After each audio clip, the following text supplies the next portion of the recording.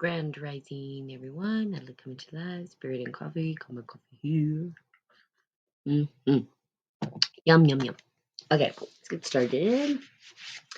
So, um, I was out 2 days, and that actually feels weird for me. Um, I get a little like sad when I'm not on here. So there you go. But back on today. And then obviously I'm not going to be on tomorrow, but that's okay. But I had to get on today. Okay, so let's just take a look. We were going through Earth. Its nurse, and started talking about being the mother to the self and how that looks and why we should be the mother to the self. And it's super critical, super important. And because we start to nurture and really love ourselves and be gentle and kind to ourselves, so we reclaim that for ourselves, which is a powerful gift that we can give to self.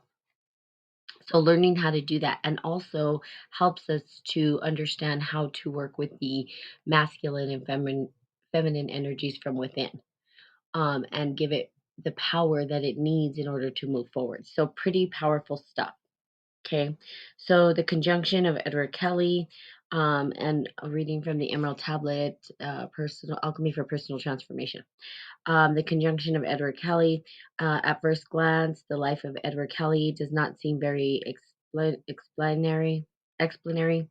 Born in 1555, Rochester, England, Discovery Lad took up a profession of a lawyer. Through the details of his scholastic background remain sketchy. It is known that he made more practice of the forgery than of law, and was arrested for falsifying deeds. A punishment, both his ears were lopped off. That's crazy. I guess back then they were doing that. And that was how the calcination of Edward Kelly began. Humiliated and disgraced, he fled to the North Wales, where he changed his name and took up lodging at a remote inn. The innkeeper apparently took pity on the wretched man, for he treated him fairly and sought out his conversation. When he realized Kelly was an educated man, he brought out an old, weathered manuscript that had found desecrated tomb at the ruins of Gatsbury Abbey. Two local men had broken into the tomb seeking valuables, but what they found were only a large book lying on the coffin, two small ivory veils, one attached to the corpse of the mouth and the other on its forehead. The grave robbers traded the seemingly worthless items to the innkeeper for a skin of wine. So I bet you this book is like worth tons of money. They just didn't know. Since Callie was able to read Latin, he discovered that the book was work of the Hermetic arts. And when he opened up the veils, he found that it contained a white powder of some strange red powder that seemed to glow. Intrigued, he offered a pound sterling for the lot. The innkeeper, eager to rid himself of the relics, promptly agreed. Kelly took the items to the room, and he spent the next few months trying to decipher the manuscript. The task proved daunting, and he made a little progress, though eerie drawings in the book seemed to activate unconscious forces within Kelly, and he started having dreams full of alchemic symbols. The mysterious manuscript had become the catalyst for Kelly's dissolution process that greatly sharpened his intuitive insight. So now, the unconscious, which is where I've been talking about the active, Carl Jung calls it the active imagination, whatever you want to call it. Okay. It is that realm that creates, right? That pulls from a space that we don't entirely understand. And the dream world being one of those places. Okay. Good morning to those on Facebook. I don't know who's on here. Say good morning so I know who's here. I mean, say good morning to you. Okay, so the dissolution was, once you start to read, there's certain books, right? People are constantly like, oh, I want to transcend time space. I want to do all this stuff. Literally, there are books that if you buy the book and you start to read it, will start to unlock pieces of your mind that you didn't know were there.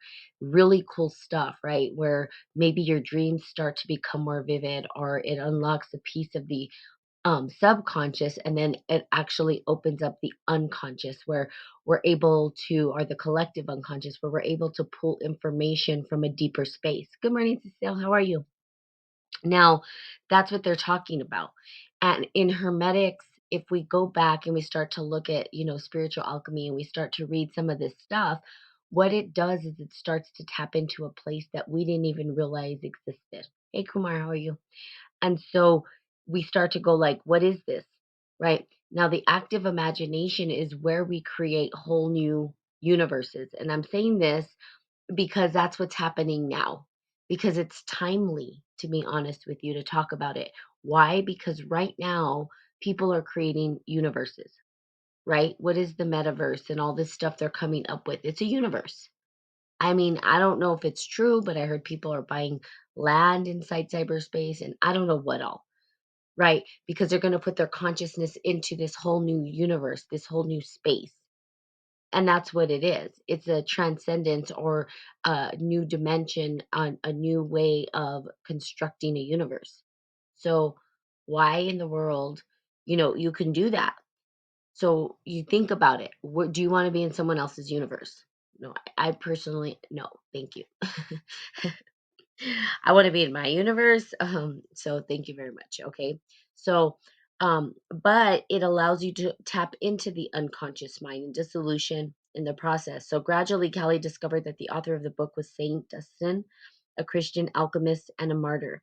The last abbot of the Gatsbury Dunstan was hung by King Henry for his alleged, oh, sorry, I can't even say, allegiance to the Pope. Sorry. Kelly found out that the Abbot book contained secrets that formulate the base of the Emerald Tablet and other teachings of Hermetic Trismegistus. Beyond that, the text and the images were indecipherable, and Kelly instinctively felt the book contained marvelous truths. Here's the deal. We literally, okay, we think about Hermetics and the Emerald Tablet. This book had the power to reshape, recreate new existence, new ways of seeing the world. So hermetics, right, is something that's really important. Literally, when people start to understand how to use this information, they literally will get killed. I keep saying literally, but there you go. And they either get called whack jobs, but it's really not a whack job, to be honest with you. This is the alchemy is not woo woo stuff. People say, oh, that woo woo stuff, it's not woo woo. Okay. It's not this out there thing that you can actually create with it. You can co create, and it allows you to co create with the divine. So people take this information and they bastardize it, or they misuse it. They misconstrue it. And they use it for their own personal gain. But you'll see over and over and over and over again people who find their way to alchemy, spiritual alchemy, tend to be called crazy. So Carl Jung, who is now saturated in psychology, was an alchemist, spiritual alchemist. That's what he did. And he was afraid to say it, because why? Because then they would discredit him as a scholar, an academic scholar. It took him a while, and now we talk about it a little bit more openly. But they'll still say, "Oh, those psychologists are whack jobs or crazy, blah blah, whatever." And it's not. It's not. It's really the opportunity for us to tap into the unconscious mind, and for us to understand how powerful we are. Once we do, we reclaim our power, and they don't want us to reclaim our power. How can they control us if we have power? They can't. So people with this wisdom, this information, they, especially if they're getting followers, especially if they're doing something on a grand scale and it's getting noticed, will then be pretty much killed. That's usually what happens. I mean, it's funny, not funny, but we already have it in history where this individual was killed, because he was actually doing or working in hermetics. and giving that information to quote unquote the enemy, right? If you start doing something and then people want more of you, they're going to fight over who has you, like if they own you. And then if you give the wrong person information, or they feel like you're a traitor or treason or whatever, then they'll kill you. Then that's it. Over. Now, the atomic bomb, all of these nuclear warheads, everything came from alchemy.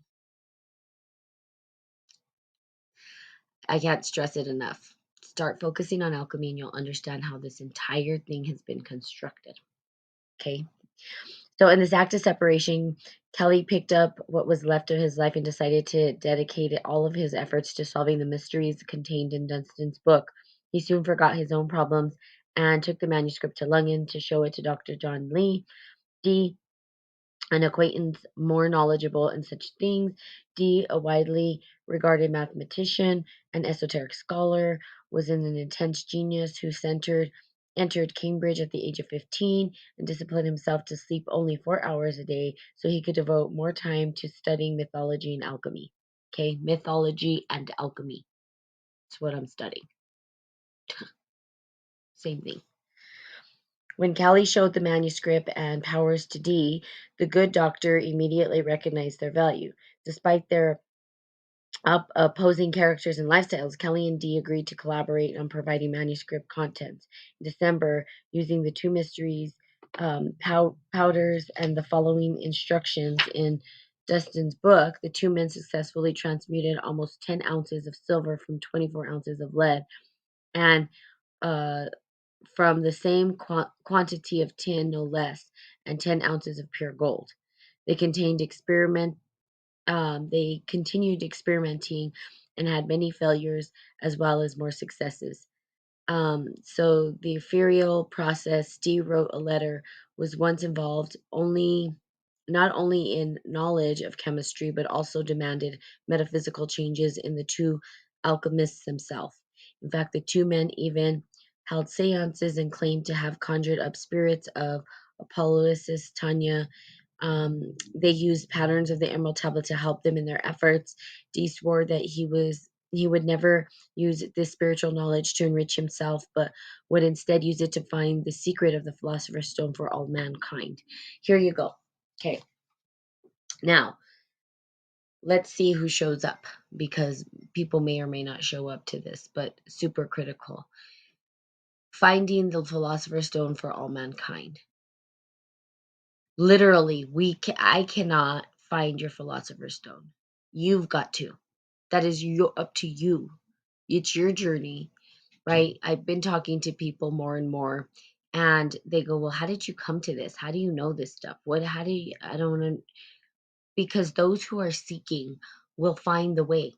Those who are really truly seeking the truth and pure of heart, right? Not the truth as I want to be rich and famous and use it for manipulation.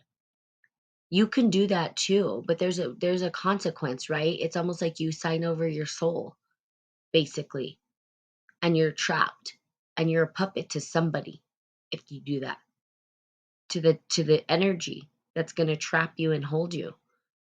But when you're pure of heart and you're on the journey and you're looking for the Philosopher's Stone, it's funny because Harry Potter takes all of this. Everybody loves Harry. A lot of people love Harry Potter, right? A lot of people love Star Wars. A lot of people love all of these movies. Those movies are based in spiritual alchemy.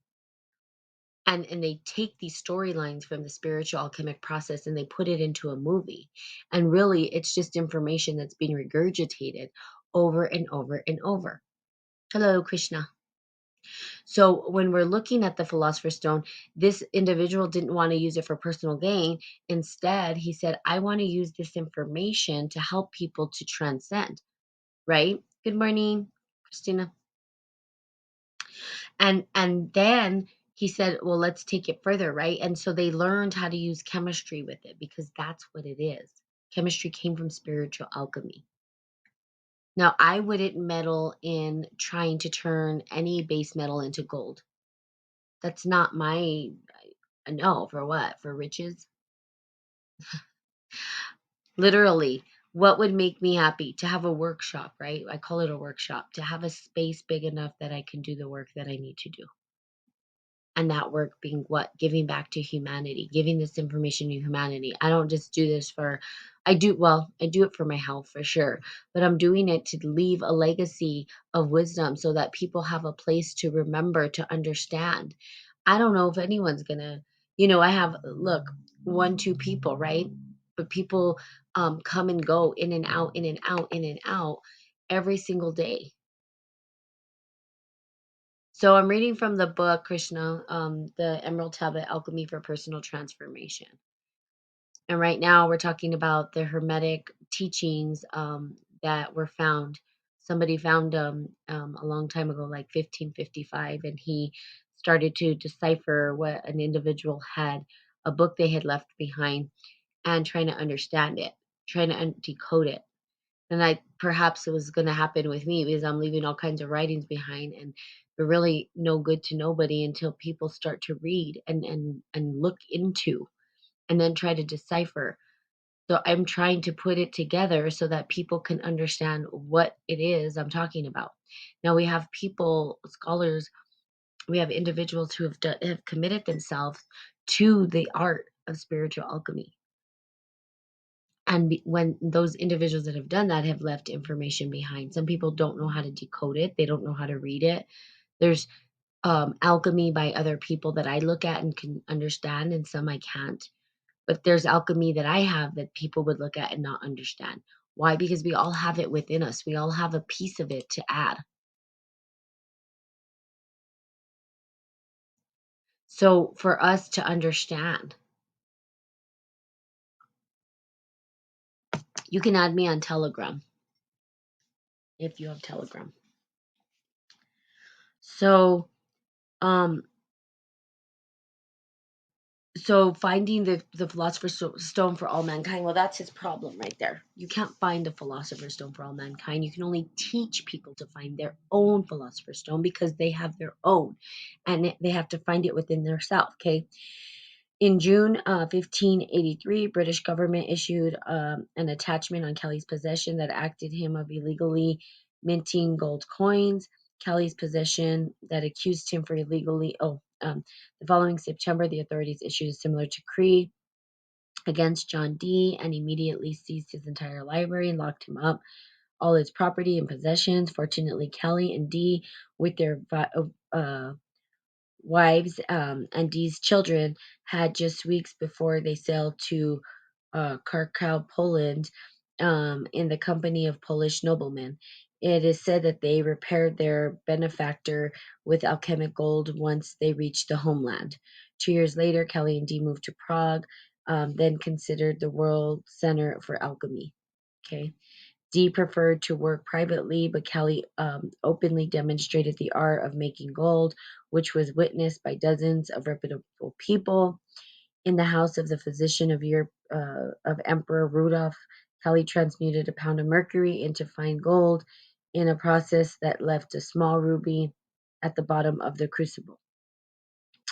At the court, formerly Holy Roman Emperor Maximilian, he demonstrated his power of projection to the German nobles and was promptly rewarded with knighthood. Sorry, kingdomhood. However, the greedy Maximilian decided to place his living philosophical treasures under the house arrest, and forced him to fill the state coffers with gold. When Kelly could not keep up with the demand, he was thrown into a dungeon. Realizing his dire predicament, Kelly summoned John Dee, and the two men worked together to satisfy the emperor, but the conditions were deplorable, and Kelly ended up murdering one of their abusive guards. Kelly was remembered to the dungeon through Dr. Dee, was set free and returned to England. So, he had, it sounds to me like a kind of maybe a dark side to him. And in that dark side, hey, what's up, poetic? That dark side that existed with him kept getting him in trouble. So to me, it sounds like his alchemy was a little off. And that's consequences. If we go out and understand alchemy, do our alchemy, and we do it in terms of manipulation or for our own benefit, then there's going to be a dire consequence to us. We're going to pay the price in some way. So in 1950, Dee was granted an audience by Queen Elizabeth in which he pleaded for the intervention on behalf of his friend. After the Queen visited Dee in his house, where he demonstrated his powers of transmutation, she granted him a license in alchemy and began diplomatic efforts to get Kelly released. Dee was given a castle in Wales in 1596, was made warden of Manchester College, where he moved with his family. He died there in 1608 at the age of 80. The Queen had declared Edward Kelly her subject and demanded his return to England. However, Emperor Maximilian still believed in the man's ability to make gold and refused to release him. Confined to his cell, Kelly wrote a book on the philosopher's stone, which he said could not be found in books or laboratories, but only within the alchemist himself, using not the common chemicals but the hidden sulfur and mercury. Tragically, in the year of 1597, Kelly died, and he fell from the rope while trying to escape. Among the writings was found the suitable epitaphy, uh, epitaphy. Okay, I don't know what that is. I venture to hope that my life and the character will so become known, so to prosperity that I may be counted among those who have suffered much for the sake of the truth. It was indeed a remarkable life. At the lowest point in his career, Edward Kelly found new direction in an esoteric discipline that would lead to his redemption. And his collaboration with John Dee, contrary to one another as they were, turned out to be one of the most fruitful in the long history of alchemy. Okay, so they came together. So now you're understanding how alchemy was used throughout history. You see, people want the alchemist. People search for the alchemist. People are looking for the alchemist. Now, what they've done is totally bastardized it, right, in chemistry, and completely have taken out the spiritual piece that goes with it, which is why we see um, these crazy pharmaceuticals. And that's what it is. But if they're looking for a true alchemist, right, they want the true alchemist by their side. So, true alchemists would be people that we hear about in history. We can say Nikola Tesla, right? Like Tesla was one. We look at Einstein or Da Vinci or these people who were true alchemists and studied the art when they were doing their alchemy, because it had such an impact on the world around us. These individuals who had money would keep them by their side and try to own them, basically. So individuals, the people who created the bombs, nuclear bombs, all that stuff, they're alchemists. That's what they are. Okay. And individuals take this information, and we look at throughout history, people who are using the alchemy, and I would say using it for manipulation, tend to rise to the top. They tend to be the ones because they start with good intentions, but good intentions lead down a road that, you can use it for good and for bad. And some people will try to figure out your alchemy and then twist it into something that's manipulation, because the power of it is, it's almost like the Lord of the Rings, right? And we have Schmiegel's like, my precious. And it's his precious. Why? Because it's powerful. The power of the ring, right? The power of alchemy is the same thing. Some people can go so far and want so much of it, and it literally can drive you mad if you do it too quick, too fast, too much. You've got to take it in doses. I can overwhelm the shit out of people with everything I know. They won't even know what I'm talking about. Like, what? I don't even, they just zone out. It's too much.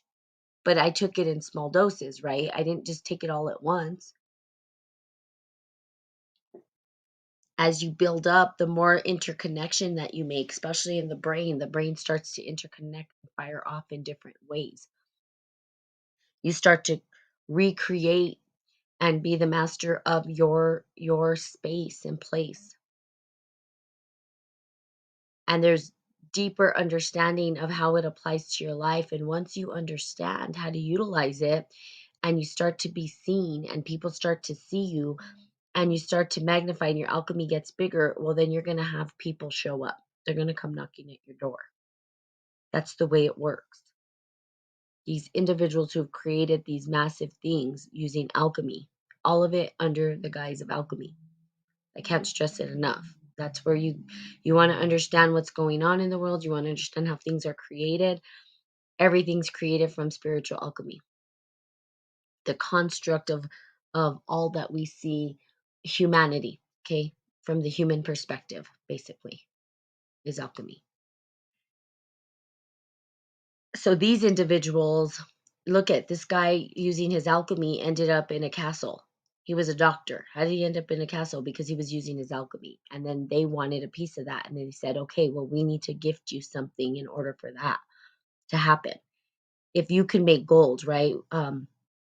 Then we're going to have you do that. If you can create a bomb for our enemies, we're going to do whatever we need to do. We're going to put you up in an ivory tower and you're going to do your work. We're going to, whatever it is we need to do, we're going to do it for you. And then they have the alchemists. But notice that the individuals that are keeping these alchemists are not alchemists themselves. They're just there to manipulate and use. And you can even ask the person who made the atomic bomb, which that actually happened here in New Mexico where I live. They were doing the first bombings and stuff like that. But all of it, because we have Sandia National Labs, we have all this stuff, and that's, they're creating stuff and they don't even know. We can look at CERN. CERN's creating alchemy on a scale where they want to understand how to create whole universes, smashing particles to understand the first matter. For that right there is that's a bastardization, right? Because now what they're trying to do is be gods. They want to be gods. That's what Mark Zuckerberg is doing with his Facebook. He's like, this metaverse, he's the god of that universe, and people are just going to buy into it. He's not my god. Why would I buy into that? I'm on Facebook. That's part of it, right? But it's just a little bit at a time, a little drip at a time. And then they create these whole full on things. Who's the alchemist behind this, though? Is he the true alchemist behind this metaverse, or is it somebody else? He's just at the head of it, and he just has enough money to tell people and manipulate people to create what he wants. Remember, keeping your eyes open. You can create whole universe. I keep saying this over and over. It's already happening. I was talking about creating whole universes before even the metaverse was coming out. Did I know it was coming out? No. I just know what's to come. Because why? Because I understand alchemy. I understand the how it works.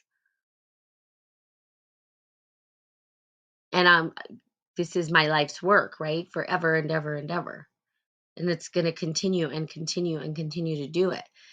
Now, do I apply my alchemy for the betterment of myself? No, I could do it. I could. I could start using it for manipulation and having big things and make it, and for what? It's not what I'm doing it for. I'm doing it to teach people their power, remind their power, because we need individuals to wake up and we need people to add to the dialogue. We need people to start opening their mouths and saying, I will no longer be under the shackles and chains of this slavery system that was created through an alchemic process. It's a curse that we're under that needs to be broken. And it's not broken unless we wake up. We can't wake up unless we're doing our own alchemy, unless we're finding our true power. And we'll understand that we are under the curse of white supremacy. That is the archetype that we are under. Not in skin color. I'm not talking about all that. I'm talking about an archetype, an energy. It's like they conjured up this energy field and they conjured up this archetype, and now we're under that spell and we need to break away from it. That means creating whole new systems. That means creating whole new systems. That doesn't mean trying to fix the system we're in. There's no fixing it. We have to create whole new systems. We need more individuals that are alchemists to co-create with the mother. The mother's there, gives us everything we need so we can co-create. It's a lot of work. When we start to co-create a new existence for ourselves and this planet and heal. But we have people running amok and using, of course, this information for their own benefit all over the place. Now, I teach it. Why? Well, because I know that there are great people, and I know that the individuals out there that are tapping into this, at least the ones I'm teaching, and then why I get on here is because I know that we have the power to transcend this curse. It's a historical curse. It's I mean it's been happening for ages, right? This archetypal energy has plagued us for a long time now, and it's time to wake up and remove the shackles. But we've got to create it, and we've got to understand who we are, like deeply rooted who we are. Not just, yeah, I know who I am. No, like, who are you really? That takes going deep, deep, deep, deep within and understanding. Um, let's see. Both individually and taken together, the lives of Edward Kelly and John Dee demonstrated the power of conjunction, the coming together of opposites and consolation of new beliefs that changed their personalities at the deepest level and provided us a unexpected inner strength and confidence to carry on. We will confront the profound powers of conjunction in 14 conjunction, creating the overself. In the meantime, the process of conjunction has brought us to a new level of alchemic ladder where we enter the realm beyond the physical and embarked on the final three operations that will bring the ultimate coagulation of the spirit. Okay? So, separation, the earth from fire, separate the earth from fire.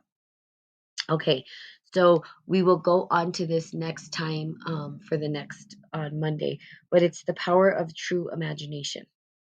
Okay, and this is important because imagination's missing from individuals who have not been taught spiritual alchemy.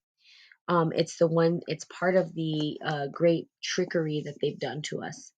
They've taken that out of our existence and we've become scientific. You think that all these individuals are just left brain scientific? No, they're not. They know how to use the imagination.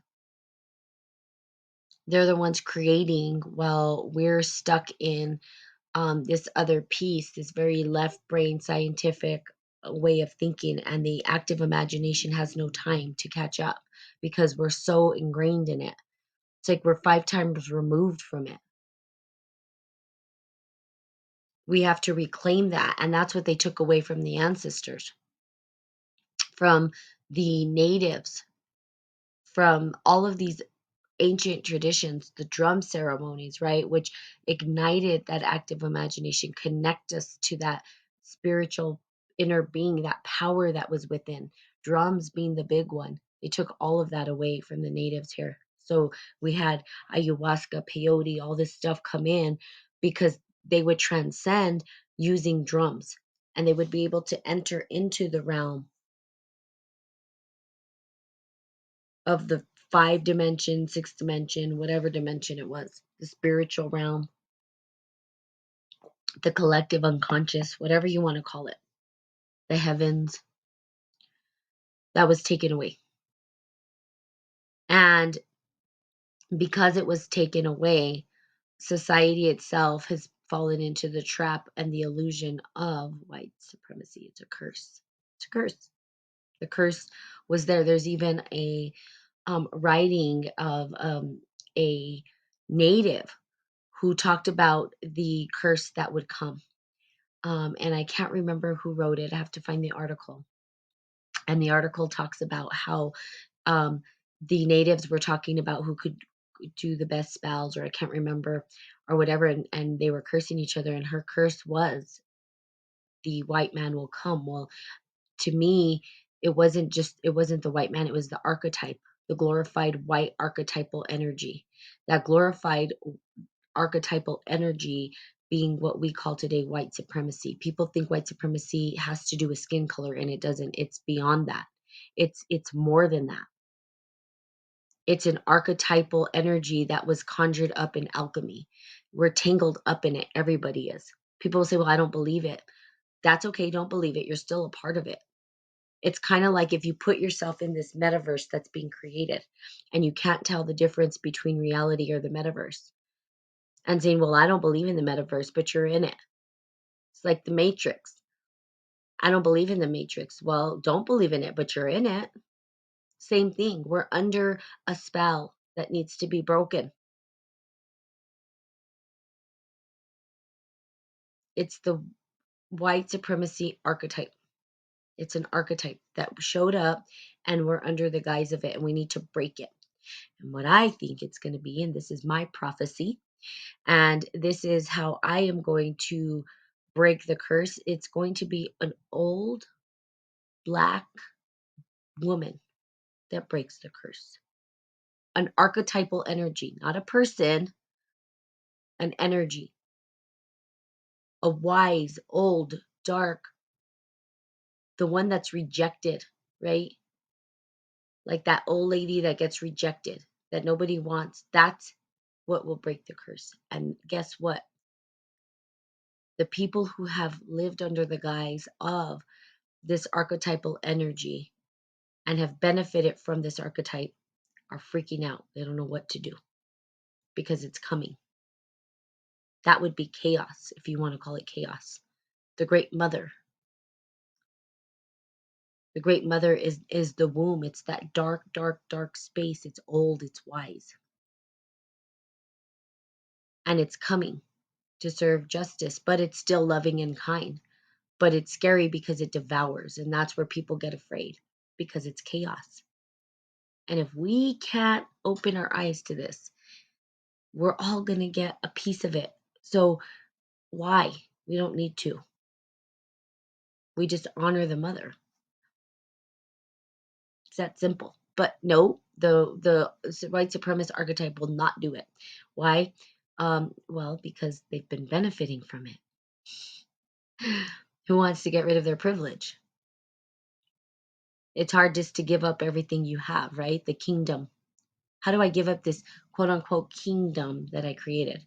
How does the Pope walk away from that, knowing that that's what they're under the guise of?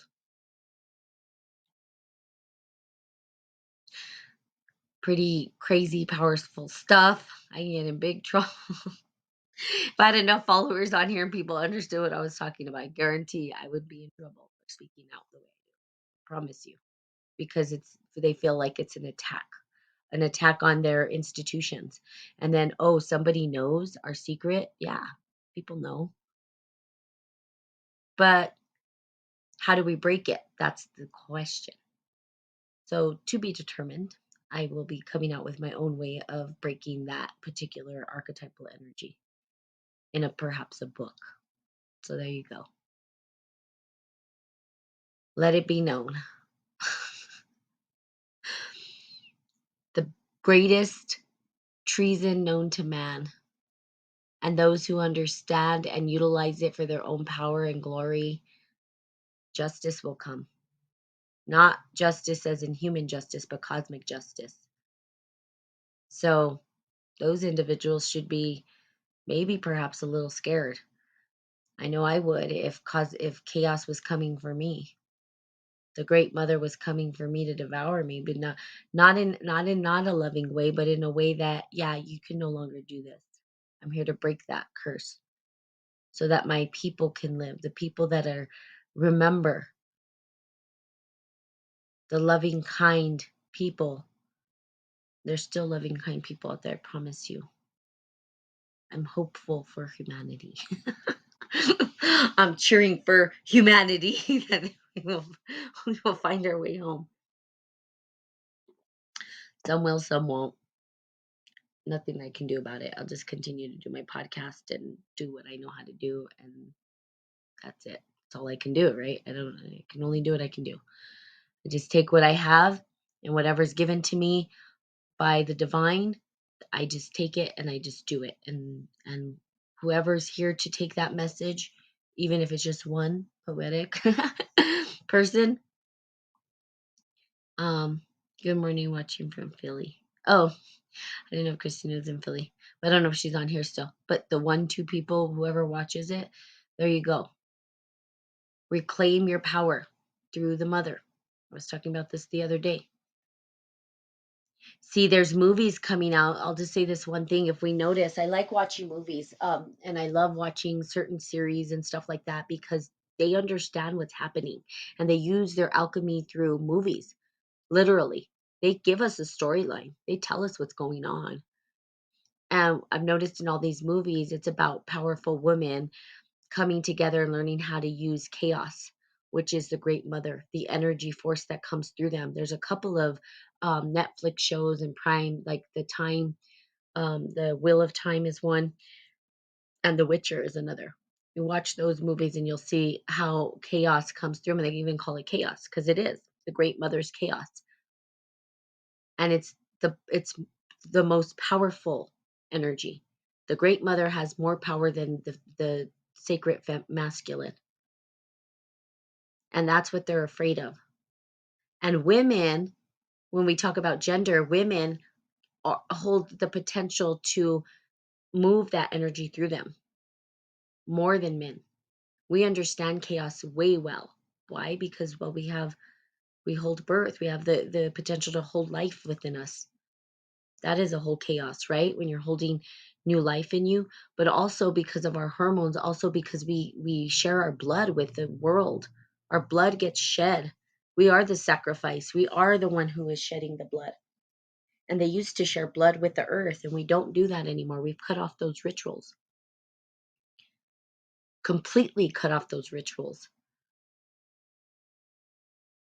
And then we get to an age where we become, they call it crone, right? It's like the three goddess that we have within us, and we stop bleeding. And one of my mentors said something pretty profound, which was, yeah, and then you stop giving your blood. You stop having to share your blood with the world. But right now we share our blood with the world. That's why we were seen as magical, because we have the power of chaos, which is magic. That's where magic comes from, to be able to conjure that chaos in us. So you can watch these shows and you can see what's going on.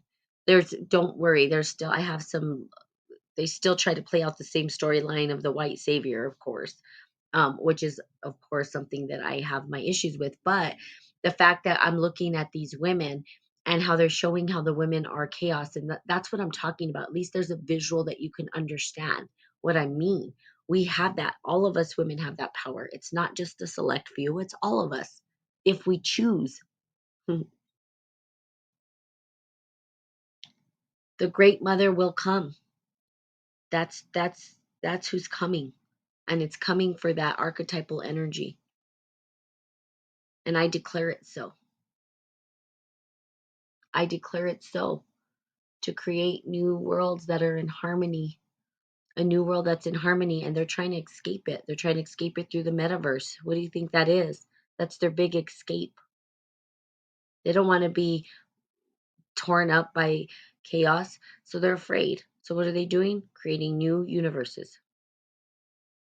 Okay? It's up to you if y'all want. I know that you people that are on here are not going to be part of that. And it's personal choice, right? Because 500 years from now, who knows what the world's going to look like? But I can tell you right now, they're conjuring up a whole new cyberspace.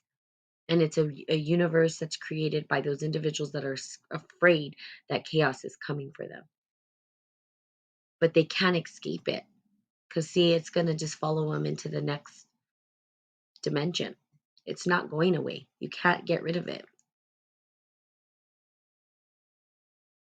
And the fact that, let's say, for instance, I'm doing these live videos in cyberspace, even if I, let's say, for instance, just go away, my consciousness is still somehow a part of cyberspace because I've done so many podcasts, so many, that information is going somewhere into cyberspace. That the information is, chaos is coming no matter what. So they can make these universes and whatever, but chaos is still going to exist in there. It's not going away. The Great Mother's not going away. So whatever they're trying to conjure up with their new alchemy, good luck. Everybody's gotta, the consequences are gonna come for you. You can't run forever. It's just an escape, you guys. It's not an escape for you, it's an escape for them. And they're putting themselves at the top of the pyramid again. And people will be so happy to be a part of it. And I wish I could save those souls, but I can't. That's not my job. My job is to teach people to save themselves. It's their choice, though. Neither right, wrong, good, or bad. But we can't return to paradise if we continue it. There is paradise. There's beauty on earth. There's harmony on earth. Us humans have done a great big disservice to this earth. And, I can't say that I'm not part of it because I'm actually socialized, right? I'm not living off the earth the way I want to or should be. So I'm trying to give back, wake people up, do my job the way I know how, give my part in a way that I know how. Okay, there you go. So totally went on and on and on. But okay, love you guys. Of course, I will be seeing you guys all on Monday. And we'll get into the next chapter. We're moving along pretty good on this book, which is awesome. We're on chapter 7. Dang, we're gonna be done soon. I thought maybe sooner than I thought. So 7, chapter 7, the power of the true imagination. Separate the earth from the fire. Okay. All right. So I love you guys. Have the most amazing day ever. And I will be seeing you guys Monday. Bye bye.